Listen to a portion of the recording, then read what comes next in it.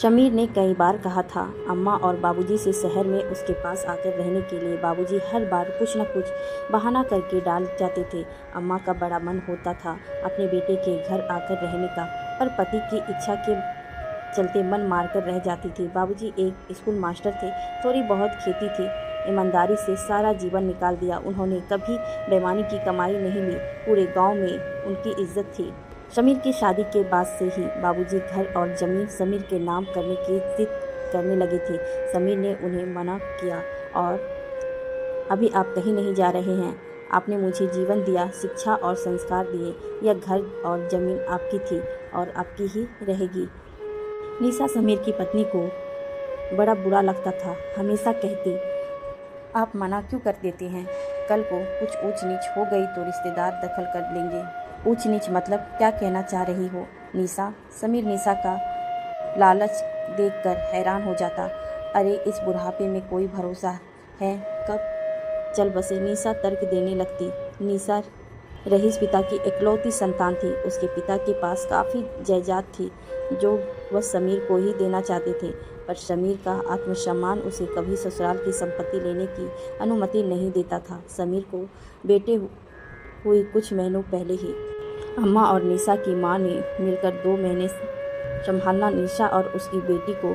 उसी दौरान समीर ने अपनी अम्मा के प्रति निशा के व्यवहार में बहुत बदलाव देखा। बात बात पर गांव के रहन सहन को लेकर अपमानित करती थी वह अम्मा को। अम्मा ने कभी शिकायत नहीं की। अब अम्मा वापस जा चुकी थी। आज ही फ़ोन पर पता चला कि अम्मा को दिल से संबंधित कुछ महत्वपूर्ण परीक्षण करवाने हैं, तो वह बाबूजी से आग्रह करने लगा अम्मा को लेकर आने के लिए। निशा ने जैसे ही सुना बाबूजी और अम्मा के आने की खबर, बरस पड़ी। आपको मुझसे पहले पूछना था ना, छोटी सी बच्ची के साथ कितनी दिक्कत हो जाएगी। बुजुर्गों की सेवा करने में मैं इतना सब नहीं कर पाऊंगी। समीर ने निशा की मजबूरी समझते हुए उसे विश्वास दिलाया कि वह 1 हफ्ते की छुट्टी लेगा। अम्मा को लेकर बाबूजी शाम को आ गए। समीर उन्हें स्टेशन से सीधा हॉस्पिटल ले गया। अम्मा को ऑब्जर्वेशन के लिए 1 दिन के लिए भर्ती कराना पड़ा। बाबूजी को साथ लेकर घर पहुंचते ही निशा की आवाज़ कानों पर पड़ी। अपनी माँ से फ़ोन पर बात कर रही थी। मम्मी अब फिर से मुझे मत समझाने बैठना। समीर की गलती तो आप लोगों को दिखती ही नहीं। मुझसे बिना पूछे अपने माँ बाप को शहर बुला लिया। समीर के बाबूजी सुन रह गए। अपनी बहू की बात सुनकर एक अभिमानी पिता के लिए इससे बड़ा अपमान और कुछ हो नहीं सकता था। समीर को समझाते हुए कहा उन्होंने, बेटा बहू से बिना पूछे तुम्हें अब कुछ भी नहीं करना चाहिए। तुम्हारी पत्नी का तुम पर पूर्ण अधिकार है। समीर स्वयं की नज़रों में गिर गया था अपने बाबूजी के सामने। अगले ही दिन अम्मा की सारी रिपोर्ट साधारण आते ही बाबूजी उन्हें लेकर वापस चले गए। समीर अपना ही घर काटने को दौड़ रहा था।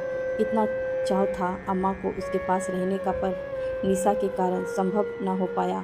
इसी उधेड़बुन में कार चलाते हुए समीर सड़क पर एक मोटरसाइकिल वाले से एक्सीडेंट कर बैठा। मामूली सी चोट आई। दोनों को निशा को बताने ही फ़ोन पर चिल्लाने लगा। कहा था मैंने, ग्रह दशा अच्छी नहीं चल रही है, सावधानी बरतने को कहा था। पंडित जी ने, आप कुछ सुनते ही नहीं।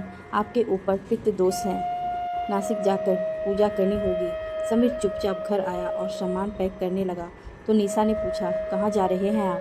निशा, तुम्हारे पंडित जी ने बताया है ना मेरे ऊपर पितृदोष है, तो मैं इस दोष के साथ ही अपने पिता के साथ रहूँगा।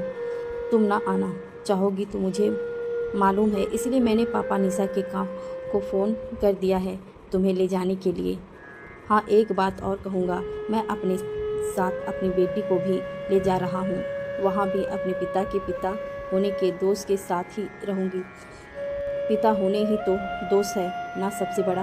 पिता की कमाई, अपने बच्चों की पिता का घर, बच्चों का पिता की संपत्ति, बच्चों की तो फिर पिता का दोष बच्चे के लिए अस्वाभाविक क्यों है?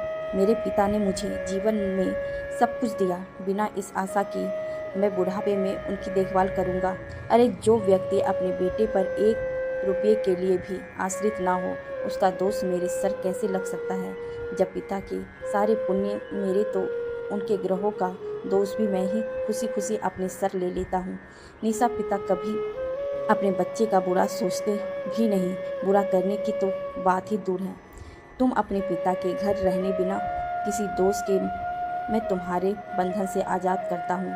निशा ने कभी कल्पना में भी नहीं सोची थी कि समीर के इस रूप की पापा भी सुन रहे थे। समीर की बातें समीर के सामने हाथ जोड़कर बोले, मैं बहुत शर्मिंदा हूँ बेटा, एक पिता होकर मैंने अपनी बेटी को सही शिक्षा नहीं दी, तभी तो अपने पति के पिता को ससुर समझ रही है और पितृदोष की बात कर रही है। अच्छा ही है कि वह मेरा बेटा नहीं तो मैं पितृचरणी से कभी मुक्त ना करता। उसे मेरी बेटी ने आज मुझे जीते जी मार दिया। निशा रोते हुए समीर से माफ़ी मांग रही थी। मेरे बच्चे को मुझसे दूर ना करिए, मेरे पापा ने भी मुझे अपनाने से मना कर दिया, अब मैं किसके सहारे जीऊँ। निशा, हर माँ बाप बड़ी उम्मीद से अपने बच्चे को पालते हैं। बच्चे के पैदा होते ही उसके लिए ज़मीन मकान पैसा जोड़ना शुरू कर देता है। पिता अपने खून को पसीने की तरह जलाकर बच्चों के भविष्य सुरक्षित करने वाले पिता अपने बच्चों पर अपना कोई दोष चढ़ाने नहीं सकते हैं। भला क्या? निशा समीर के आगे हाथ जोड़कर बोली, मैं नादान थी जो ससुराल की संपत्ति पर अपना अधिकार जमाना चाहती थी और पिता का दोष बेटे पर दिखाकर हमेशा के लिए अलग करना चाहती थी। आज मुझे ईश्वर ने सद्बुद्धि दे दी। पिता के श्रेण से बच्चे कभी उस श्रेण नहीं हो सकते और ना ही पिता के कारण बच्चे का अहित हो सकता है। आज ही नहीं, कभी भी पिता अपनी संतान के अहित का कारण नहीं बन सकते।